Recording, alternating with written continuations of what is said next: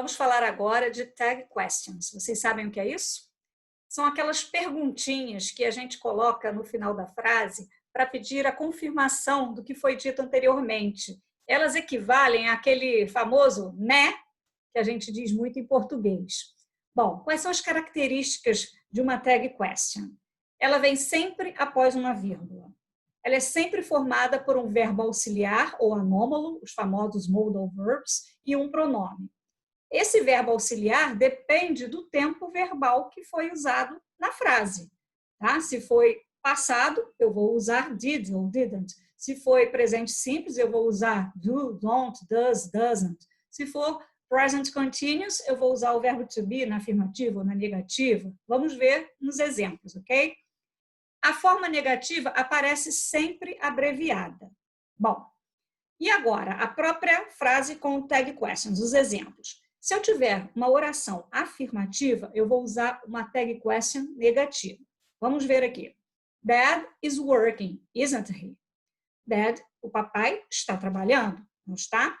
Então, eu tenho uma frase no present continuous, onde o verbo to be is é o verbo auxiliar na afirmativa. Então, eu tenho que usar a negativa desse verbo auxiliar, que é isn't. Como dad é um sujeito masculino singular, eu vou usar o pronome he. Susan studies hard, doesn't she? Susan estuda bastante. Simple present, terceira pessoa do singular. Né? Então, nós temos que usar doesn't, porque o verbo studies está na afirmativa. Doesn't e she, porque é Susan.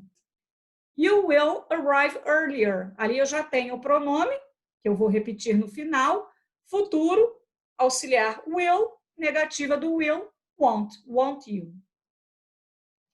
E quando as frases forem na negativa, o que eu vou fazer? A tag question tem que ser sempre o contrário, tem que ser na afirmativa. Eu coloquei os mesmos exemplos na negativa com as tags na afirmativa.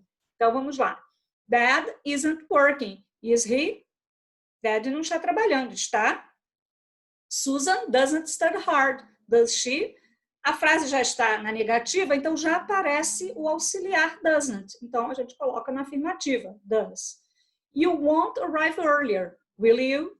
Você não chegará mais cedo. Chegará? Agora, há casos especiais, algumas exceções que a gente tem que prestar atenção. Vamos ver o primeiro exemplo. I am very late, aren't I? O que acontece ali? I am, a negativa de I am é I am not. Só que não existe uma forma abreviada para I am not, como existe para o are not, que é aren't, para o is, que é isn't.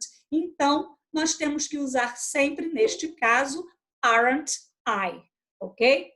O segundo exemplo é com let's. Let's go home now. Quando tiver esse let's, a tag question será shall we? Sempre assim, começando com let's, shall we? E o terceiro é o imperativo. Open the window, will you?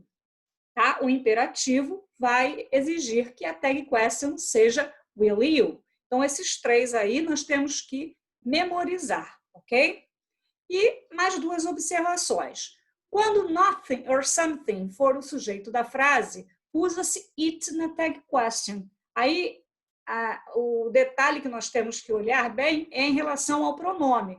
A gente vai fazer as mesmas considerações de afirmativa com negativa, negativa com afirmativa, sendo que o pronome, quando o sujeito for something or nothing, nós temos que usar o it. Olha o exemplo. Something should be done to solve the problem, shouldn't it? Okay? Alguma coisa deve ser feita para resolver o problema. Não deve? Ou, né? Quando someone, somebody, or no one, or nobody, e até mesmo everyone, everybody, o pronome que nós temos que usar é they.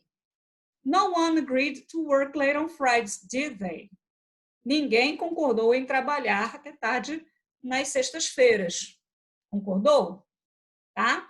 Então, observem ali que no one é um sujeito já negativo, né? Já está dando um sentido negativo ali para aquela frase principal. Por isso que a tag question está na afirmativa. Mas não esqueçam que nesses casos de sujeito no one, nobody, everyone, everybody, nós temos que usar o pronome they na tag question.